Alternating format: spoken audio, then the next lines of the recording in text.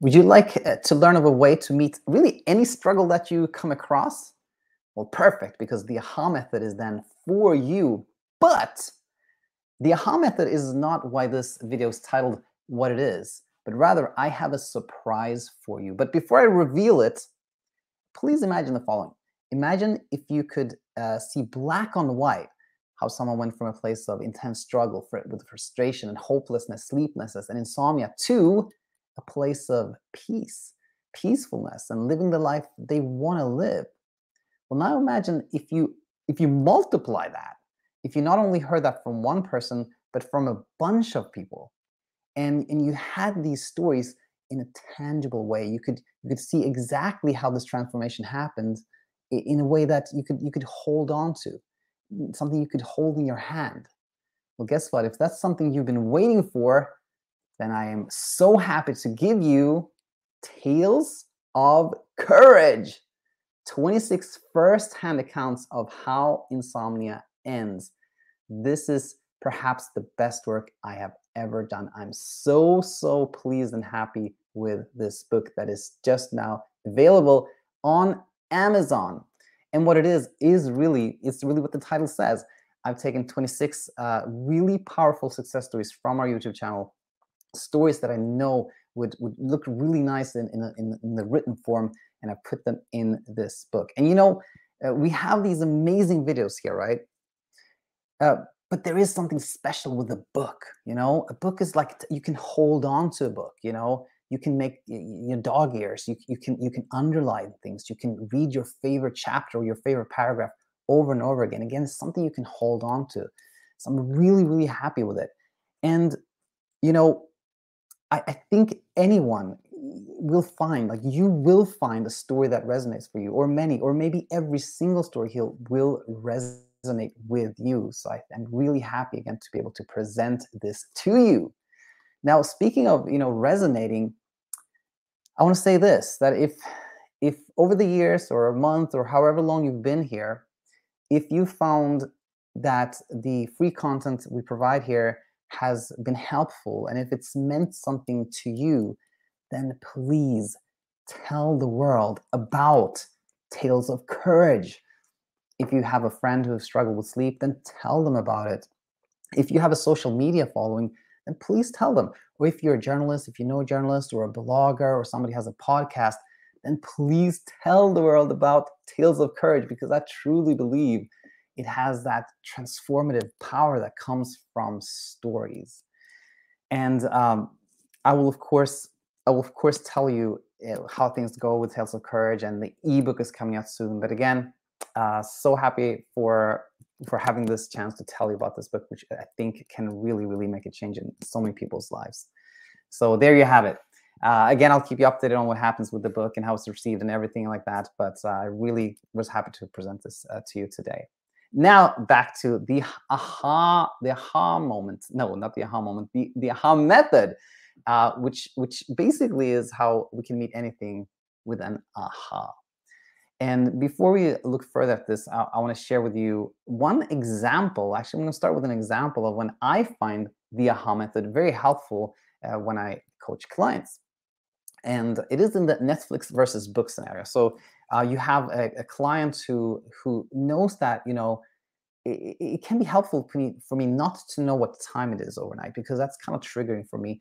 So maybe reading a book when I'm awake at night is more helpful to me. But on the other hand, I'm kind of not a big reader. I sort of like being on Netflix or using my screen more. So what should I do? Then what I often tell clients is that, you know what, if having some type of screen device where the time is shown is what feels easier for you. That's what you want to do. That's often the most helpful. And you can turn knowing the time into something that is actually helpful to you. And so the way you do that is by sort of checking how you react to when you saw what time it was. So I have 3 examples here. Let's say you saw the time and your heart started pounding. Then you can go, aha, there is some fear of not sleeping there. Aha, right? Or you saw that your brain started calculating, I've been up this many hours or this many minutes and how much is left, etc. Then you can go, aha, the brain is trying to have control by doing math. by calculating and things like that. Aha. Or you see that you saw the time, but there was not much of a reaction. Then you can go, aha, that fear of not sleeping has started to fade. That's nice. And you see what's happening here is that we're turning, in this example, we've turned knowing the time into self-exploration. And we're no longer engaged in this kind of automatic, I call it mindless, which is a little bit judgy, but this mindless, automatic struggle of like, what time is it? What should I do? Calculating and things like that. We automatically, when we deploy this aha method, we're automatically distanced from the struggle. We're not inside it. We're sort of looking at it from the outside. And the thing is that, I wanted to give you a practical example, but reality is that the aha method really can be applied to anything that we encounter. I chose this example here, like, somebody asked me, for example, how can I stop thinking about sleep all the time? Well, there's a lot of teaching around that, but ultimately, this is a place where we can deploy the aha method. When we find ourselves thinking about sleep again, aha, these thoughts are a part of the brain's problem solving. Aha. Again, we have that distance. Or, how can I be less nervous at bedtime? Aha, you fill out the blank. But basically, I know I haven't spoken a whole lot. I like to go into more detail, but I think it's quite simple in a way. The aha method is basically just, instead of like automatically reacting and trying to fix something, we go aha, and we learn something about ourselves. And now I know someone out there is going to say, Daniel, wait a minute. This isn't some new method. This is just mindfulness packaged or presented differently, And what I'll say to that is, yep, that is true. It's really all the same. Like, all the teachings that we have really are universal. I mean, they've been around for thousands of years. There is really nothing new under the sun. But I'll say this: when you hear mindfulness, or you have to be present, those things can sound a little bit serious or heavy, or like kind of like, or a little bit, specifically mindfulness have been kind of, it's sort of all used all over the place. Like, it's been, used in, all kinds of people try to sort of use the word mindfulness now. So it's a little old, if you will. So I think, all of the idea is exactly the same. Then saying aha can be a little bit lighter and an easier way. So I hope this will be helpful to you and meaningful to you. So again, thanks so much for being here. And one more time, Tales of Courage. I think this is a really, really, this could be turnkey moment for our movement. I really think, in my other books, I haven't had stories like these ones, these powerful, amazing stories. And, when I first started editing this book, I actually started with Nina's story, because I know Nina's story was kind of like, it was very dramatic. And I had the sense like, if this makes for good reading, then it means this is going to work, right?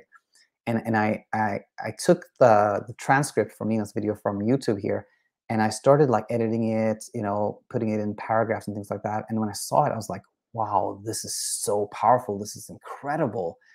And throughout the work with the book, we all have moments of doubt. We're like, am I deluding myself? Like, is this as powerful as I think it is? Every time I've gone back and like just read a random paragraph, I'm like, this is so powerful. So again, I think we really got something here. Please let me know what you think about it. Please tell the world about it. And that's it for today. Look forward to having you here real soon. And until then, stay out of trouble. Bye now.